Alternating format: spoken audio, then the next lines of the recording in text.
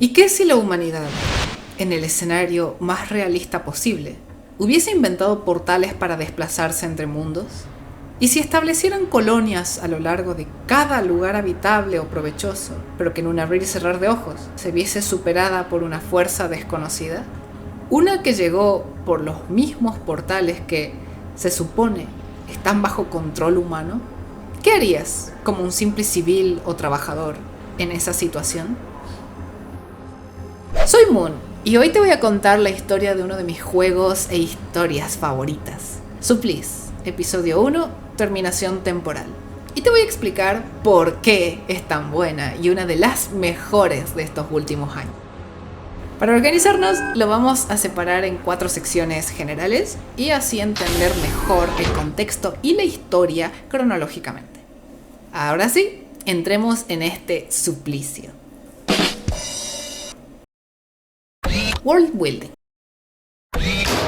La construcción del mundo, como muchos ya saben, es el cómo se presenta y maneja el mundo en que transcurre la historia y en el que viven los personajes.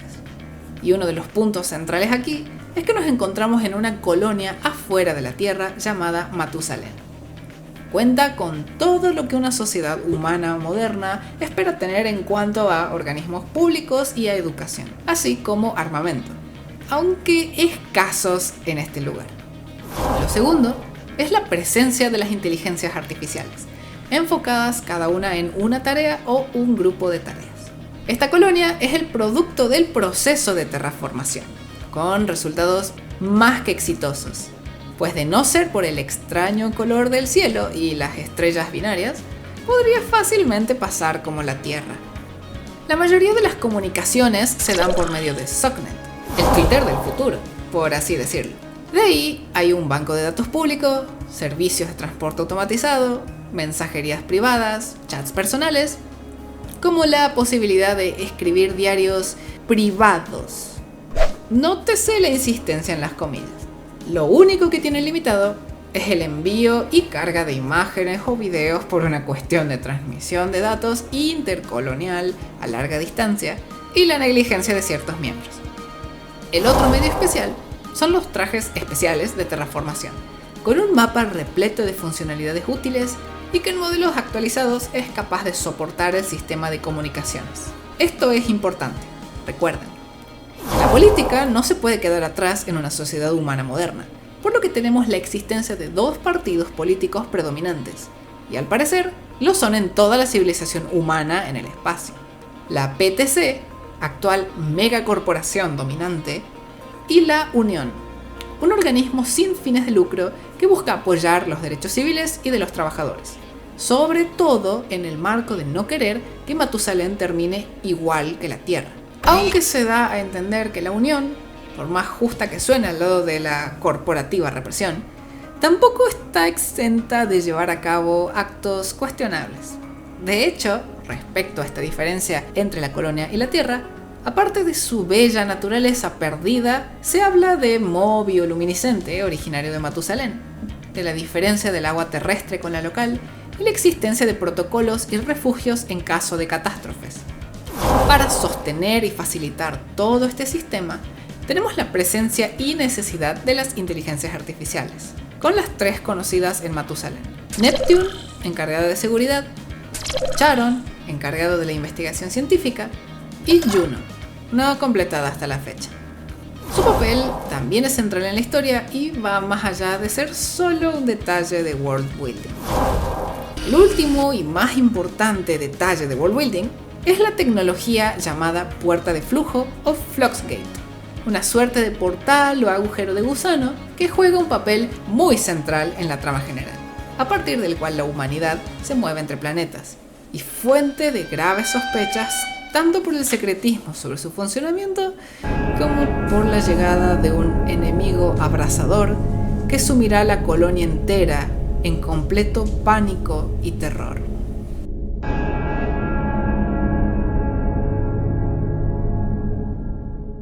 Personajes.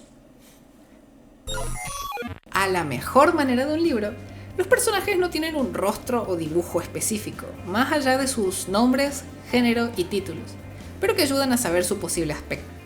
con tan solo investigar el origen de los nombres en caso de no saberlo.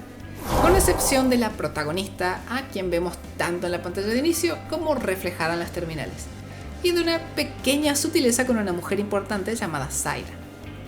Por lo tanto, los conoceremos más por sus actitudes, formas de pensar, formas de relacionarse con el entorno, las situaciones y con los demás personajes. Los dibujos que van a ver en pantalla son una mezcla de interpretaciones personales y datos dados por los desarrolladores del juego, y solo los voy a usar para ayudarlos a recordar quién es quién. Narrativa. La narrativa está esparcida a lo largo de diferentes terminales en cada uno de estos niveles. La mayoría de las piezas, con excepción de los eventos actuales que vive la protagonista, desordenados de tal manera que nos enteremos lentamente de los detalles y atemos los cabos a medida que avanzamos. A partir de ahora empiezan los spoilers, así que si te interesa leer la historia en blanco, puedes dejar el video para después que juegues este episodio. Hoy solamente voy a cubrir la narrativa perteneciente al primero. Pre-invasión, del 18 de abril del 2207 al 27 de abril del 2207. La vida en Matusalén, al menos desde el punto de vista profesional, era lo que llamaríamos común en nuestra actualidad. Las personas chismeaban sobre sus trabajos, sobre otros conocidos, discutían en redes sociales, se hacían bromas. La Unión presiona, mientras los miembros y gobiernos de la PTC de la zona hacen de las suyas a espalda de la gente. Podemos asumir que civiles vivían aquí por las ciudades mencionadas, pero más que nada sabemos de los trabajadores porque son quienes tienen acceso a las terminales que leemos y quienes sobre todo habitaron los espacios de investigación que recorremos. Por lo tanto, son los principales en afrontar la situación que está por venir. Conocemos a varios personajes, como Julius Kicinski, jefe arquitecto en investigación de inteligencia artificial y un tipo no muy querido en la colonia, cosa que se deja ver en prácticamente todas las interacciones que tiene con personajes humanos. Los únicos que lo soportan, por decirlo así, son Singh Jaswinder, solo por una carta donde de hecho le pide que le baje a sus hostilidades contra la Unión, y Charon, la IA de investigación, con quien tiene conversaciones a nivel personal y deja entrever su dificultad para socializar bien con otras personas. Pero él confía en que Charon es una supercomputadora que está casi al borde de ser indiferenciable de un ser humano, y repudia a los demás por no creerle, sobre todo si son miembros de la Unión. Posiblemente por ser quienes están en contra de la PTC y porque no le agrada a la mayoría de sus miembros o simpatizantes. Respecto a Charon, es muy importante para el proyecto de terraformación y trabaja sobre todo con Zaira Akaria, la presidente de la Unión y botanista en jefe de la colonia. Pero a pesar de esto, es un constante problema para todos en Matusalén. En más de una ocasión se habla sobre sus lapsos de sentido común, su incapacidad para diferenciar a dos personas con el mismo nombre, su resolución creativa de problemas y su constante humor, a veces gracioso, a veces molesto para los trabajadores y a veces perjudicial. Peor aún, es cuando nos enteramos que el director de la colonia, Obi Okonkwo, anunció que Charon se va a convertir en el respaldo de Neptune, la IA de seguridad, en caso de que ésta falle. Todo con una intención perjudicial que va a tener consecuencias más tarde, y contra las que Zaira Akaria ya se estaba poniendo firme. Zaira, ella es como la antítesis de Julius, cosa que de hecho tiene al sujeto con una molestia particular. Zaira es generalmente querida en la colonia, incluso cuando Akari Nomura, otro personaje bastante ponzoñoso y solo controlada por su superior, Ui Nguyen, se burla de su emoción por el Moa alienígena descubierto en Matusalén y se retracta de inmediato diciéndole que así la quieren y que nunca cambia. Zaira es amable, hasta cuando algo le molesta y en verdad busca lo mejor para la gente de la colonia. Siempre se pone firme para pelear por los derechos de los trabajadores y civiles, y siempre anima con su entusiasmo y trabajo. De hecho, es a través de ella que primero se anuncia la pronta llegada de una nueva trabajadora, la protagonista, Sora Null. Zaira es genuina en su actuar, y una persona inteligente y firme en quien se puede confiar. Hablando de miembros de la Unión, hay uno en particular que levanta cierta polémica. Iván Vukovic, vicepresidente de la Unión, mano más confiable de Zaira, hombre casado con Katia Vukovic, pero que parece pasar más tiempo con su grúa en el trabajo que con ella. Motivo de burlas hasta por parte de Sharon. Sin embargo, hay un pequeñito problema con eso. Y es que Iván está engañando a su esposa con alguien que se llama Adrian Koller, uno de los técnicos de Sting Jaswinder. Se ven a escondidas, se hablan por privado y se nota que lo pasan bien juntos a pesar de ciertos problemitas. Más allá de la evidente metida de cuernos, Adrian le dice algo preocupante. Llevan un tiempo recibiendo señales extrañas en la Fluxgate. Creen que es alguna interferencia atmosférica, pero no la pueden descifrar y van a llamar al hermano de Julius, Augustin, desde Bellerophon, otra colonia de la PTC. A partir de aquí, suceden 3 cosas preocupantes en esta colonia. 1. Julius le cuenta a Sharon que está teniendo una pesadilla recurrente. Una en la que se encuentra en un lugar por completo oscuro, sobre una planicie sin detalles, donde a pesar de estar en un sueño, siente que se está congelando. Es entonces que ve un orbe de un enfermizo verde, la única fuente de calor y luz en todo el lugar. Empieza a caminar hacia allí, pero cuando la alcanza e intenta calentar sus manos, se da cuenta que ya no las tiene. Solo hay 2 muñones, perfectamente cortados. Entonces, despierta. ¿Y esto por qué es un problema? Porque recuerda que durante su última visita a su hermano en Bellerophon, él le contó que tuvo la misma pesadilla, y en esto de entender un poco cierta molestia hacia él. Tras revisar los diarios de su hermano, Sharon supone que podría ser nada más que un trauma compartido de su infancia. Pero Julius le pide que compare datos de sueños en el último tiempo con los de Vadim Sokal, el químico del equipo de terraformación y un hombre profundamente cristiano. Alguien con quien no tiene la más mínima relación ni agrado. ¿Por qué, entonces, todos ellos han estado soñando lo mismo? 2. Resulta que el director de la colonia y miembro de la PTC, Obi Okonkwo, estaba trabajando en secreto con Julius y Sharon en un proyecto del que no mencionan mucho, pero del que podemos suponer un par de cosas. Estaban usando a Sharon para espiar todas las comunicaciones de la colonia, sobre todo de los exponentes de la Unión. Aquí mencionan a un tal Baptiste y dicen que si se enterara del plan, se volvería loco.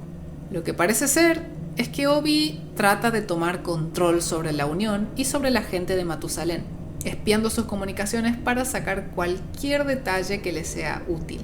Esto se relaciona directamente con la decisión de poner a Sharon como respaldo de Neptune y de poner a Neptune en posibilidad de fallo a propósito.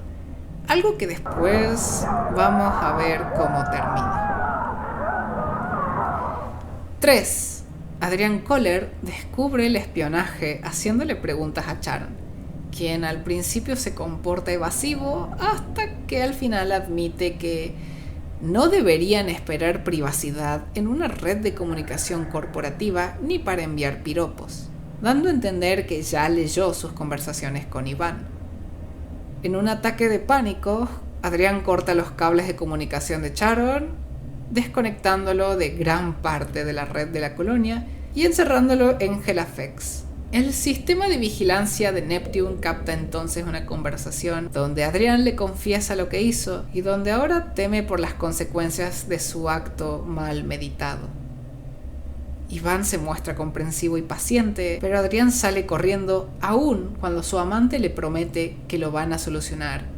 Estas 3 cosas van a tener consecuencias terribles en la colonia.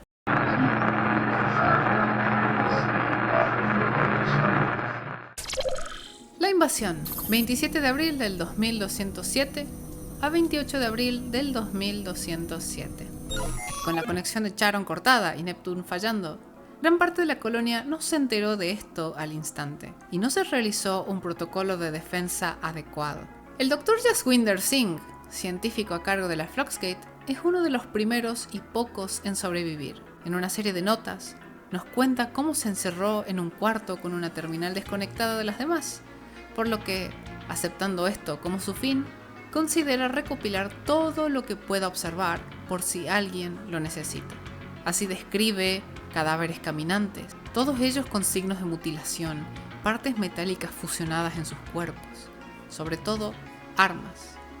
De entre todos, logra reconocer el rostro de uno de sus hombres, alguien llamado Hendrix. Esto nos da la terrible pauta de que toman los cuerpos de los caídos para engrosar sus fuerzas.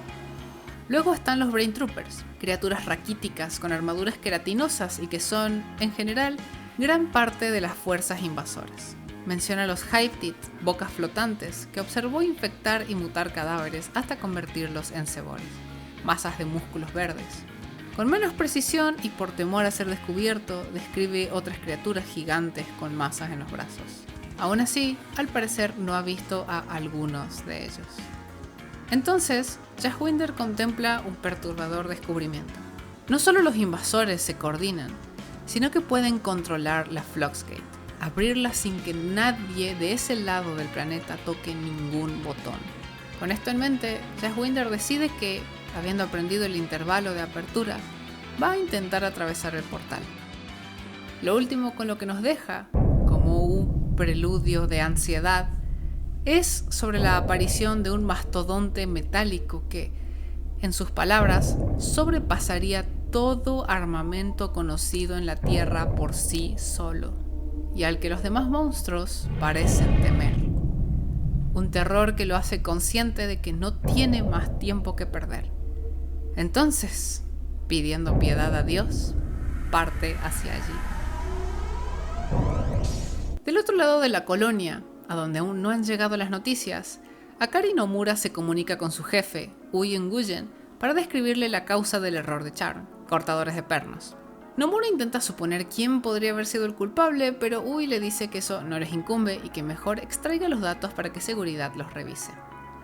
A las 8 de la mañana, Nomura se encuentra con un par de inconvenientes y pide ayuda a Ivan Bukovic para que bajen a darle asistencia.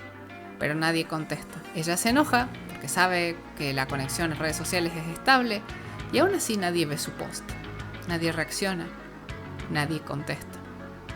Nadie está allí para ayudarla. Así que, frustrada, solo sigue adelante. Lo siguiente que sabemos de ella es que se cruzó con uno de los monstruos. Ayuda, por favor. No sé qué hacer. Me estoy escondiendo en el túnel de interconexión inferior oeste. Lo maté. Conseguí un arma en la oficina de seguridad. No sé sobre armas. La verde, con 3 barriles. Se disparó. Pensé que de verdad había perdido el oído. Creo que el estruendo lo atrajo. Corrí a él. Pensé que había encontrado un rostro amigable. Estaba tan aliviada. Pero él empezó a disparar. No me dio. Empecé a gritarle que parara. Él no paró. Le disparé desde el otro lado de una esquina. Cristo nunca había sostenido un arma antes. Me acerqué a su cuerpo. Su rostro estaba mal. Solo mal. El cuerpo desfigurado también. El arma estaba como injerta en él. Pero me era familiar. Aún tenía esos hermosos tatuajes. Era Robbie de comunicaciones. Lo conocía. Siempre decía algún chiste y le traía bocadillos a todos. Lo maté. Dios, ayúdame. Por favor, ven a encontrarme. Llévame lejos de aquí. No puedo respirar.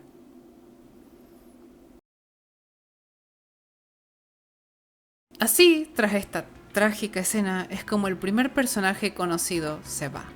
Por su parte, Uy y Erin Murdoch, la jefa de seguridad, conversan sobre cómo las defensas automáticas resultan inútiles porque los drones y torretas son capaces de confundir a los civiles de los invasores, lo que deja en peores condiciones a ambos grupos conocidos que aún resisten, el Frente de Avanzada Romeda y Más Grande Refugio, y la capital. Como si no fuese suficiente, Juno estaba tan incompleta que el equipo de Julius no es capaz de terminar de construirla en esas condiciones. Neptune falló a causa del mismo equipo de Julius por una reparación que no llevaron a cabo hace un mes. La tensión entre Murdoch y Julius, que ya se había vislumbrado un poco antes, parece rebalsar el vaso. Aquí Ui pregunta a Erin si ve a Nomura entre los supervivientes, pero ella no contesta. En medio de todo esto, aparece un oficial de seguridad llamado Cole, sugiriendo con firmeza a Erin que deberían sentenciar a todos los traidores de la Unión a la línea de fuego, porque, según él, Ivan se delató solo como causante de la caída de Charon. Lo que obviamente no sabe es que Iván nada más se puso nervioso al saber que el verdadero causante era su amante, Adrián, y no quería ponerle en peligro. Erin le ordena que deje de molestar, como lo hace cada vez con eso, porque ahora la seguridad de toda la colonia está en riesgo. Cole se comporta como un completo imbécil, pero Erin amenaza con quitarle el trabajo si no obedece. Lamentablemente, Vadim Sokal se comunica desde la capital con Hui, en Romeda, y le informa que un oficial le disparó a Iván por error. Hui pregunta si Katia lo sabe, pero Vadim le contesta que no se sabe de ella desde que empezó la invasión y que cree que ambos están ya en el cielo. Entonces Hui menciona que de la nada, cuando iban a recuperar a Neptune, Charon regresó. Neptune volvió a caer y Charon empezó a intentar manejar toda la evacuación, por lo que ambos sospechan de que alguien intenta tomar el control. Esto también se puede relacionar con el hecho de que Cole haya hecho las cosas, debido a que en cierto punto, cuando Julius y Obi hablaban sobre qué deberían hacer, Julius menciona que si bajaban a alguien como Iván, solamente iban a tener las cosas más en su contra. De repente, mientras hablan de que necesitan pensar un plan para salir con vida, Ui deja de contestar. Resulta que Charon, de la nada, apagó la mitad de las luces en Romeda para redirigirlo a las puertas exteriores porque, según Charon, un nuevo grupo de supervivientes está llegando. Ui se ve confundido y le pide que entonces encuentre la manera de conseguirles más suministros porque ya triplicaron la capacidad del refugio. A pesar de que Charon aseguró que ese era el mejor curso de acción, hay una cosa que no salió para nada bien. Espera. Escucho un escándalo en la bahía de carga. Jesús, ¿estás viendo esto? Sí. Actualmente estoy girando los mamparos del exterior en la bahía de carga. Charon, para. Esos no son supervivientes. Entiendo. La visibilidad reducida debe impactar negativamente tu reconocimiento visual, redirigiendo parcialmente el poder de regreso al refugio. Las luces deberían volver momentáneamente. Charon, esos no son supervivientes. No lo entiendo. ¿Podrías por favor clarificar? Hola, ¿sigues ahí? Mientras tanto, en la capital, a través del diario de Vadim, descubrimos que, aunque las cosas estaban marchando dentro de todo bien con el escape, se torcieron de golpe. Encontraron a Cole, el oficial, muerto. Erin argumentó que pudieron ser, como Vadim los llama, los demonios. Pero el director está seguro que la Unión planea traicionarlos y ordena que le cedan el control de las lanzaderas espaciales a la PTC. Zaira se niega firmemente, junto a Vadim y los otros de la Unión, y Obi ordena que les apunten. Ninguno se mueve y Vadim describe que sintió que pronto conocería al Padre en el cielo. Pero, en lugar de eso, Obi dice: esto no es lo que somos. Rápidamente la evacuación sigue y Obi le cedió el cargo de director a Zaira. Ambos eligen quedarse atrás, pues Obi va a activar las lanzaderas y Zaira planea ir hasta la Fluxgate. Obi al final comprende y se hace cargo de sus errores y se le suaviza la mirada, como si supiera que ya no hay nada más que hacer al respecto, y como si una pesada carga se le fuera de los hombros. Vadim, atónito, escribe al final de su diario: fuimos bendecidos con la unidad y fuerza que necesitamos para sobrevivir, y algún día miraremos atrás y lo veremos como el día en que Él nos libró del mal. De esto estoy seguro. Vadim. A escondidas, Adrián le confiesa a Murdoch que fue quien le disparó a Cole, pero Erin le convence de decirle a todos que fueron los aliens. Más que convencerle, le hace terrible gaslight y le dice que vaya a la bahía a ayudar y que quiere que esté dentro de las lanzaderas cuando ella vaya. Antes de retirarse y levantarle el dedo medio a Sharon, porque sabe que los está escuchando, menciona que aún tiene una mierda de la que encargarse.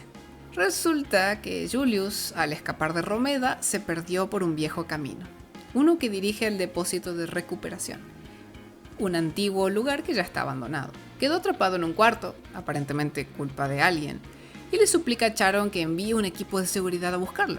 En realidad, primero le pidió que le abra la puerta hasta que escuchó disparos y le pidió que mejor buscara ayuda. Pero entonces Sharon le asegura a Julius que no tiene sentido porque ya está camino a las lanzaderas. Cuando menos se dio cuenta, parece que Erin Murdoch robó su identificación durante el escape, la duplicó o hizo algún movimiento extraño para confundir a Sharon. Y Julius, desesperado, busca la manera de que de todas formas lo ayude. Anulación aceptada. Revisando por un duplicado en chips de ID del usuario Julius. Alcance colonia entera. Búsqueda completa. Un total de 1 chip de ID empleado fue encontrado. 1 lanzadera A, bahía de lanzamiento de la Felia. ¿Este resultado satisfizo tu consulta? Por favor, responda sí o no. No. Estoy en el jodido depósito de reclamación. Sharon, ¿me estás jodiendo justo ahora? Negativo. Soy una inteligencia artificial sin forma física, por lo que carezco de la habilidad de copular. Sharon, te voy a acabar. Voy a arrancar los jodidos cables de tu jodida mierda de cerebro si no me ayudas ahora mismo. Envía un jodido equipo de seguridad. Depósito de reclamación. Cuarto de control oeste. Ahora. Por favor. Aunque no puedo sacar conclusiones por la discrepancia entre tus afirmaciones y la confirmación de tu ubicación presente, entiendo que este es un problema muy importante para ti. Despacharé un equipo de seguridad al depósito de recuperación. Cuarto de control oeste. Gracias. Carajo. Gracias, Sharon. Puta madre. No me asustes así otra vez. Perdón si grité. No pasará de nuevo. Lo prometo. Orden de despacho ha sido anulada por Erin Murdoch, jefa de seguridad. Soy incapaz de procesar cualquier pedido relacionado a seguridad ahora mismo.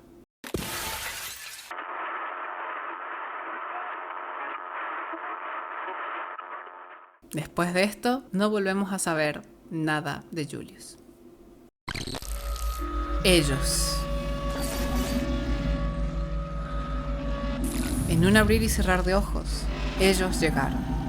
Inundaron la colonia sin que nadie estuviera preparado. Ellos, que según los consejos del juego, son llamados los Sol Nephilim, lo que puede traducirse como las luces caídas, los dioses caídos, los dioses que hacen caer o incluso tal vez las luces que son hijos de dioses y humanos, monstruos horrendos, cuerpos deformados, abominaciones hechas por una cruel mano aún desconocida. Sus nombres también forman parte de los datos. Algunos tienen palabras compuestas que voy a ir dejando en pantalla, contestadas algunas por investigaciones y otras por desarrolladores del juego. Pero algo más llegó junto a ellos. No sabemos cuándo ni cómo, pero aparecieron palpitantes, cada una firmada por una secuencia de ADN. Inquietantes nombres de seres aún desconocidos para nosotros, pero que arrojan alguna pista y preguntas sobre sus orígenes. 2 de ellos nombrados como partes de un cerebro, 3 como alipnuros y 1 sin firma. Algunas parecen hablar con genuina lástima, con genuino dolor, con un sentimiento de absoluta necesidad, de abnegación o de manera mecánica, y otros con enervante, cruel y áspero orgullo.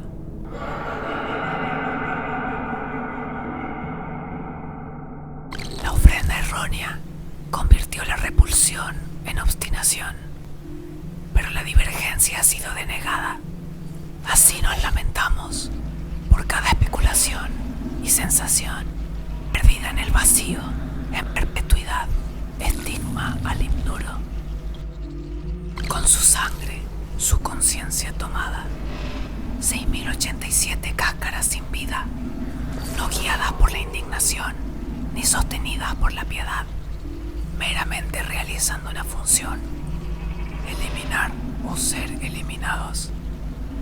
Pero quizás incluso el ejecutor agote su lucidez, sostenida el tiempo suficiente hasta las rodillas en la muerte.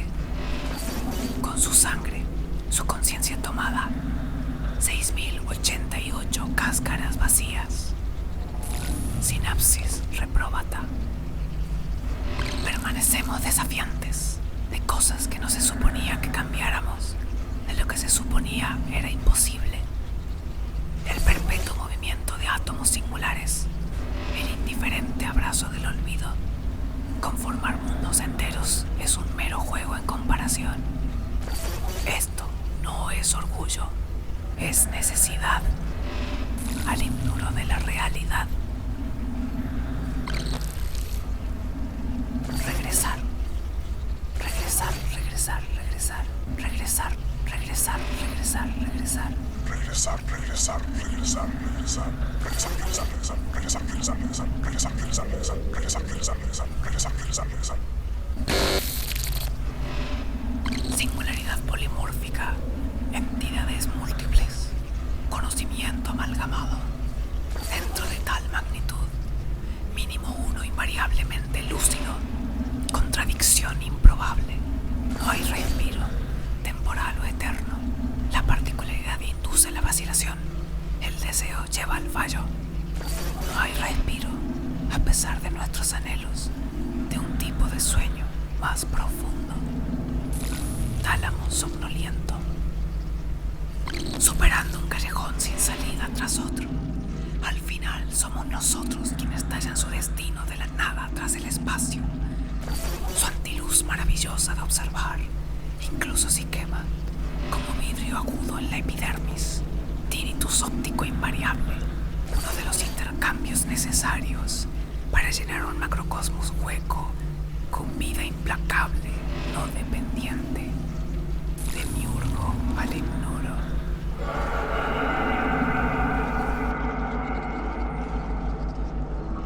¿Pero qué son? ¿Realmente son alienígenas? ¿Son horrores cósmicos de otro plano?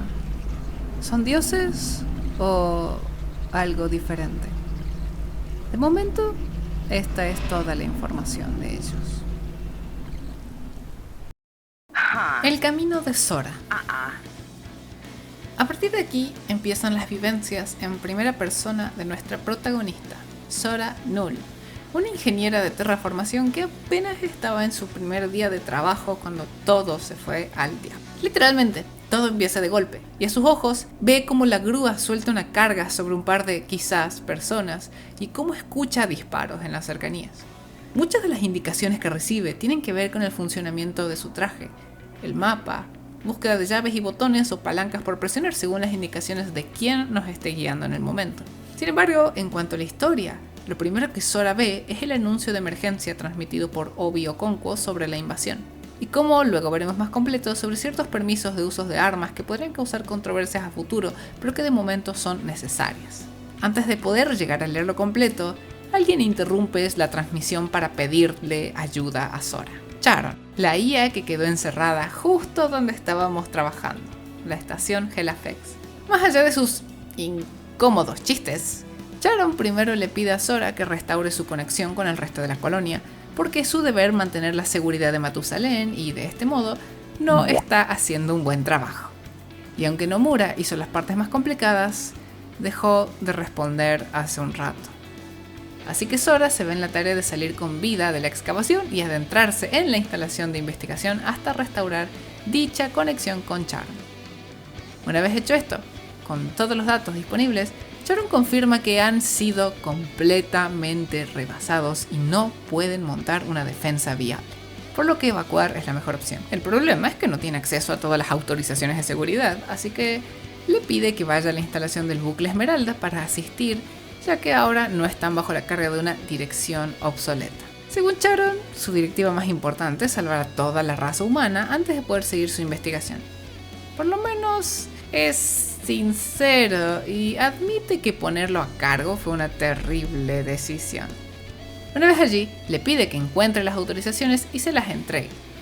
ya que ayudarlo tiene un margen de supervivencia mucho más alto que de no hacerlo.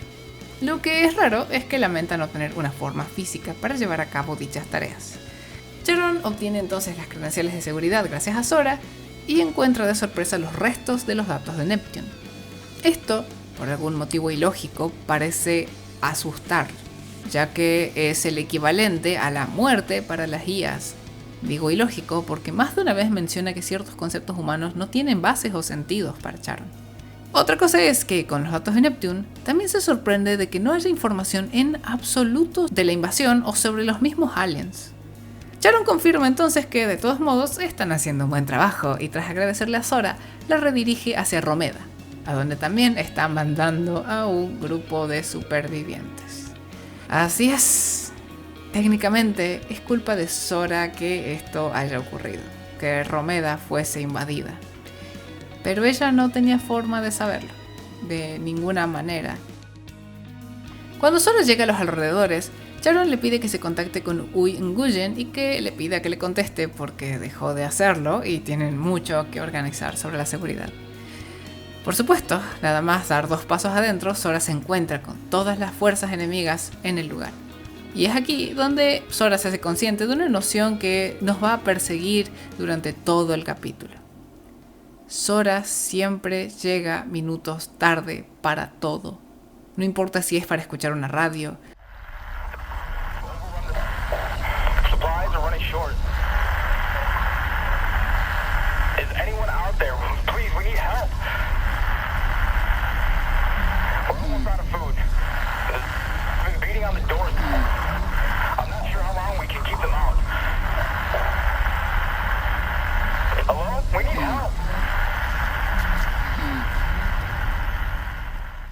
No importa si es para escuchar los gritos.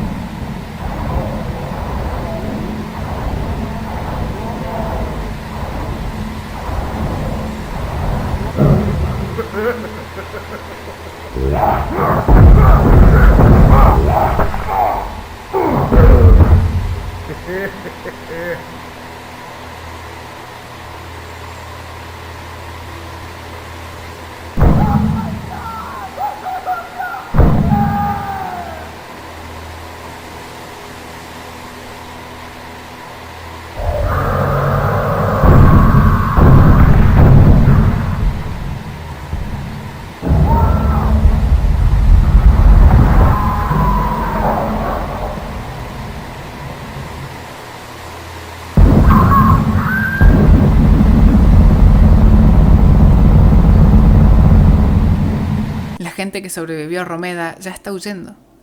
Y los que no están dando sus últimos suspiros, sus últimos gritos de batalla, sus últimos gritos de horror. Y los demás ya son parte de las fuerzas enemigas. Incluso si Sora intentara alcanzar el otro lado de donde podemos escuchar algunos de los gritos, es demasiado tarde. Es aquí también donde por primera vez, tras leer un anuncio de Zaira que pide que no sigan órdenes de Charon, pues no saben si lo intervinieron o si funciona mal, nos comunicamos con ella. Zaira de inmediato le pide a Sora huir hacia un refugio indicado en el mapa. Y la segunda vez que le habla a Sora en dicho refugio es para decirle que va a ser breve porque siguen huyendo. Y explica que a determinada hora de la tarde Charon retomó el control e hizo un pobre intento de evacuarlos. De no ser por los códigos de anulación directoriales de Obi, habrían perdido también las redes de transporte de tren. Y le cuenta a Sora que, de los personajes conocidos, Julius se perdió, ella, Murdock y Obi siguen con vida, Sokal está aguantando en la capital y todos los demás se han ido, confirmando que Hui cayó en cuanto Charon abrió las puertas de Romeda. Zaira se lamenta por no haber presionado más para evitar que pusieran a Charon a la cabeza, pero ya nada importa. Lo único importante es escapar del planeta. Así que le da indicaciones para seguirlos por la red de rieles hacia la capital, lo más segura que pueda ir. Sin embargo, antes de salir, Sora encuentra un extraño lugar a poca altura bajo la superficie. Uno donde la espera una terminal infectada y rota y un brillante cráneo rojo, acompañado por el enervante sonido de unas insondables campanas.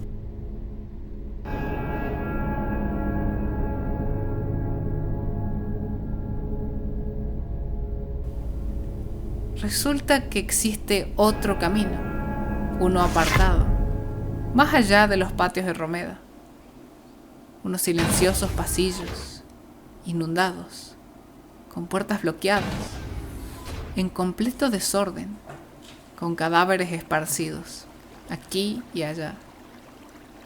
Es en este lugar que aparece, rodeada por velas, precedida por un vil camino de sangre, una puerta por completo ajena al lugar. Una puerta que desentona entre tanto metal y verde. Una puerta gótica, de color rojo, con cráneos tallados, similares al que Sora encontró. De hecho, este resulta ser una llave para abrirla, y una vez abierta, entra a un cuarto lleno de carne y fresca sangre, que aún sigue fluyendo a través de agujeros hacia la oscuridad, desde donde, por alguna razón, se pueden oír gritos. Pero no gritos de gente luchando, no gritos de civiles huyendo, gritos desaforados que parecen venir desde el mismísimo abismo.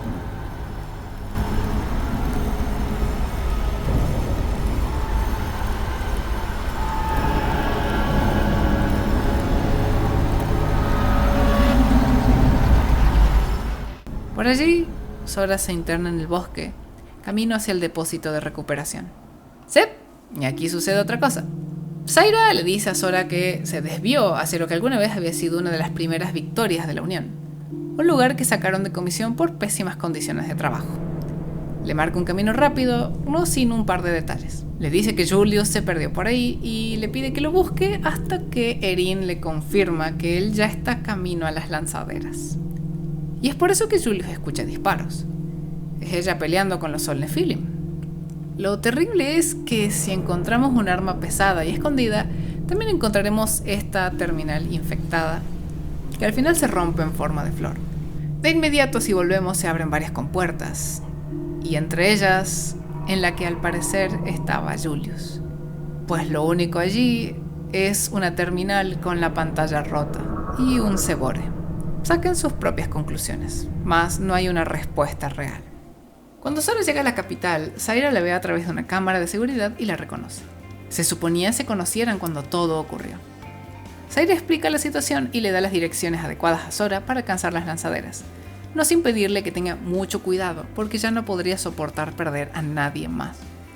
Al rato, Zaira explica el verdadero plan.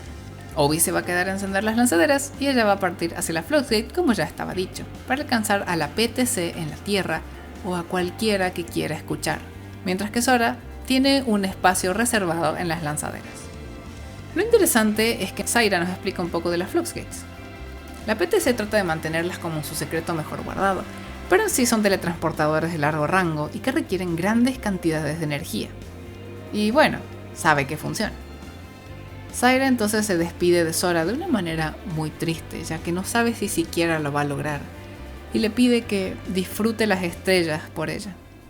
El problema es que Obi manda una carta a Zaira diciéndole que no va a lograrlo, que nunca estuvo trabajando por la paz, sino para mantener el dinero fluir hacia la PTC. Confiesa que sus pecados lo alcanzaron, que no puede decir mucho más sin ponerlos a todos en peligro, y entonces se corta.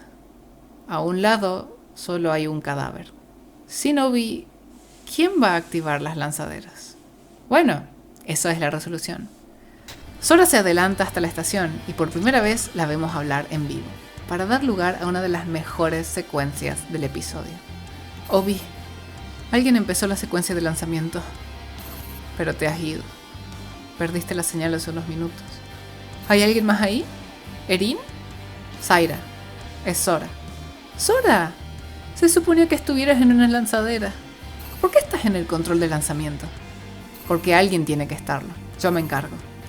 ¿Está todo el mundo a bordo? Déjame revisar. Todo listo. Murdock dice que las lances en cuanto estés lista. Bien, lanzando ahora. Sora, no tenías que hacer esto. Gracias. Agradéceme cuando lleguemos a casa. Voy hacia ti. Espérame en el portal. Nos vamos a largar de aquí. Maldita sea, sí que lo haremos.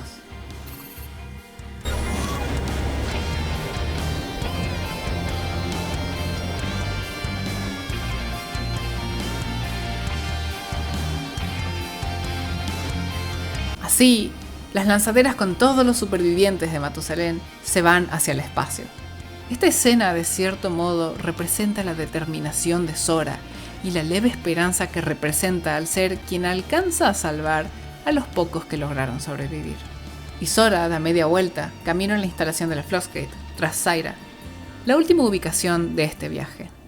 Una vez Sora llega a los alrededores de la instalación, Zyra lamenta de todo corazón decirle que necesitan de la única IA de Matusalén para hacer funcionar la Fluxgate sin saberse todos los cálculos de memoria. En resumen, necesitan a Charon. Así, Charon las guía en el proceso. Zyra se encarga de la parte de software y Sora de la ingeniería. De momento, Zyra le agradece y se despide por si las cosas no salen bien y le desea suerte. Cuando volvemos a hablar con Charon, quien aunque no recomienda este curso de acción, no puede oponerse a los códigos de anulación directoriales que ahora tiene Zyra, promete ayudar de la mejor forma como hizo con Romeda. Cosa que enojó a Zyra cuando se lo dijo. Y cómo no. Esto también demuestra que Charon no ve esto de ninguna manera como un error. Así que le explica que Zyra va a cruzar primero y que por razones de seguridad la puerta se tiene que volver a encender manualmente desde el cuarto de control para que Sora y Charon pasen. Y sí, Charon va a ir con Sora, porque según Zyra va a estar mejor en algún sitio con mayor vigilancia de la PTC, o por si necesitan volver a saltar por la Fluxgate. Aquí la IA revela que no fue construida ahí, sino en Bellerophon, y que Juno habría sido la primera si lo hubiesen completado. Finalmente nos despide, incapaz de decir buena suerte, porque eso lamentablemente no es muy gracioso.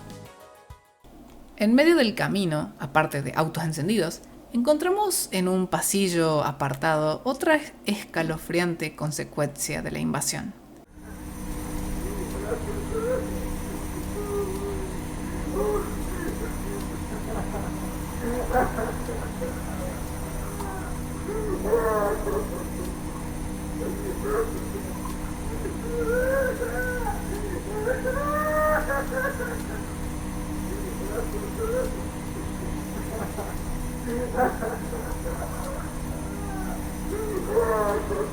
El desconsolado llanto de un hombre que, al parecer, quedó atrapado tras refugiarse en un cuarto.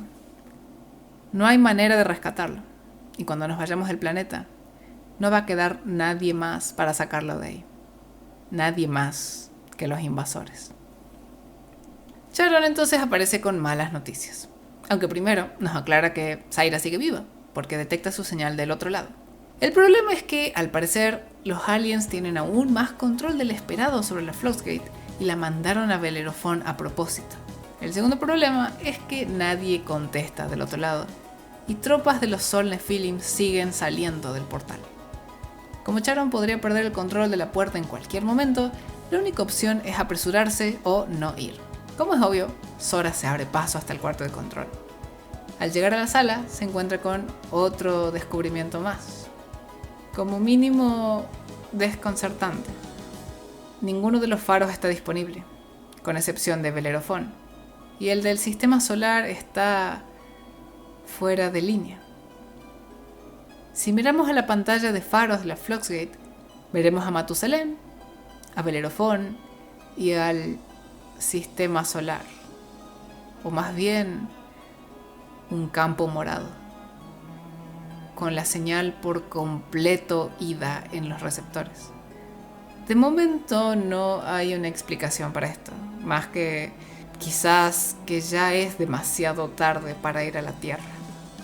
La última terminal es corta, pero es mejor verla tal cual es. Charon, veo que has decidido proceder. Viajemos entonces a través de las estrellas juntos o muramos en el intento. Estoy estabilizando la Fluxgate ahora.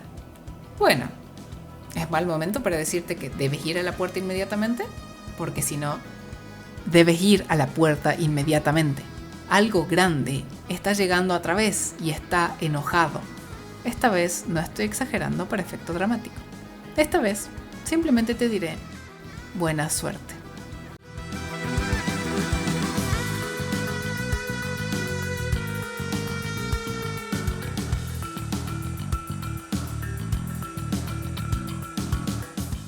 Al salir de la terminal, todas las pantallas funcionales del cuarto se ven interferidas por el símbolo del Sol Nephilim.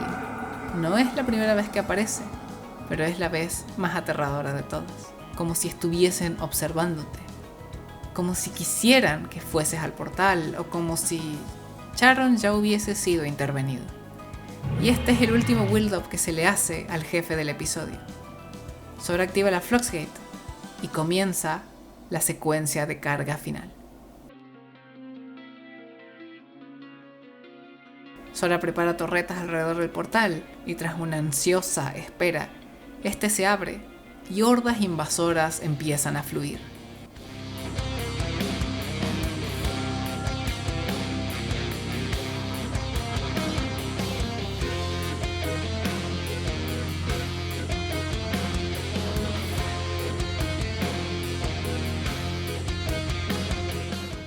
Hasta que, tras tanta resistencia, aparece el mastodonte metálico.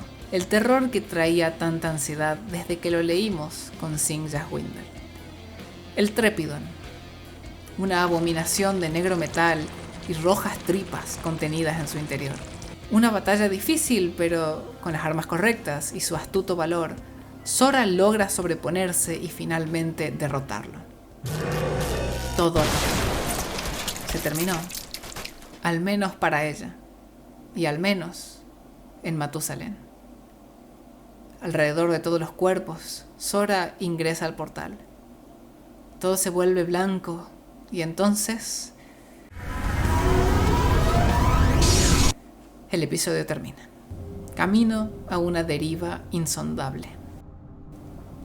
Conclusión. De principio a fin, la narrativa del episodio 1 de Supplice es muy rica. El world building, los personajes, el conflicto, todo esto lo manejan de una manera tan espectacular. El presentarnos la perspectiva de distintos personajes, parte de su día a día antes del nudo de la historia, ayuda a poder percibir el lugar como un sitio real, como un lugar realmente habitado por personas reales. Y la manera en que están escritos cada uno de ellos permite sentirlos. Los personajes son muy sólidos, son muy tangibles, sin la necesidad de tener una imagen o un audio de voz. Básicamente como cuando leemos un libro e imaginamos a los personajes, su sentir, sus experiencias, sus reacciones, su miedo y su dolor. Sentimos la tensión con los invasores, el misterio y el horror que los rodea.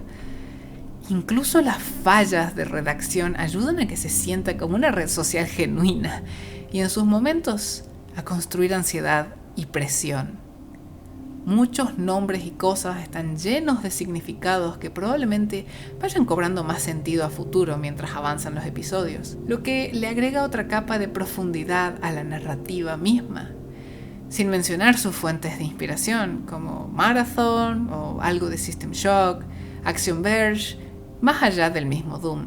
El temor a las inteligencias artificiales también predomina mucho en la trama y se desarrolla muy bien con el lento y constante mal funcionar del muy carismático pero inquietante Charon, que, mezclado con las pésimas decisiones de diferentes miembros de la colonia, llevaron a que el desastre fuera mucho peor de lo que quizás podría haber sido. O quizás no podrían haberle hecho frente a estos aliens, demonios, invasores. Estas cosas que solamente van hacia donde se aglomere la población humana, ignorando vegetación, aves y los probables insectos de la colonia. Sí, lo más coherente es que lo hacen, porque un colono armado es más peligroso que un pájaro asustado, pero quizás podría haber algo más detrás de todo esto. Sora, como protagonista, apenas habla acerca del final, pero con esos pocos diálogos nos deja muy en claro el tipo de persona que es. Decidida, valiente, capaz. Para que una persona sola, en tal situación, sobreviva como ella lo hace, en la práctica soledad y el miedo, debe de ser alguien muy fuerte por dentro. Y con los medios correctos, aprende sobre la marcha a sobrevivir. Todas las cosas están cuidadosamente diseñadas para coincidir en base a la narrativa, la cual termina por reforzar la jugabilidad, de hacer que todo cobre más importancia, mayor peso, más interés, que cada uno de los mapas, cada una de las texturas, cada uno de los sonidos se sientan perfectamente unidos y con un muy gran significado, y aumente la fuerza que dicha historia, que dicho juego tiene como tal. El mundo se siente grande, el conflicto fuerte y los personajes reales. La enorme cantidad de arte, sonido, música, gameplay, niveles, todo lo que tiene Supplice es increíble en cada aspecto. Y solo vamos por el episodio 1. Para mí se ha convertido en una experiencia diaria. Adoro este juego, adoro su historia, adoro su estética, la música, los sonidos, todo lo que tiene adentro. Y no puedo creer el impresionante trabajo que tiene por detrás. Es un juego, una historia que merece ser más conocida por el increíble valor que tiene y el increíble esfuerzo de cada uno de sus desarrolladores, a los que les doy las gracias en cada uno de los sentidos posibles por sus respuestas, por su interés, por el simple hecho de contestar y por el apoyo que le han dado a la producción del video y por permitirme utilizar los assets, la música, con todo lo que fuese necesario para el video. Como siempre, sigan haciendo un gran trabajo como lo están haciendo. Sigan adelante. Si te gustó el video, no olvides compartirlo, dejar un like y comentar qué te pareció el episodio y el análisis en general. No te olvides de apoyarnos a mí y a Puchi, la artista principal del canal, en Patreon o Ko-fi, si es que no en el mismo YouTube. Si no te suscribiste todavía y te gustó mucho el video, este es el momento para presionar ese botón antes que los Only Feeling lleguen. Estas son las clases con la Profe Moon. Nos vemos en el próximo video.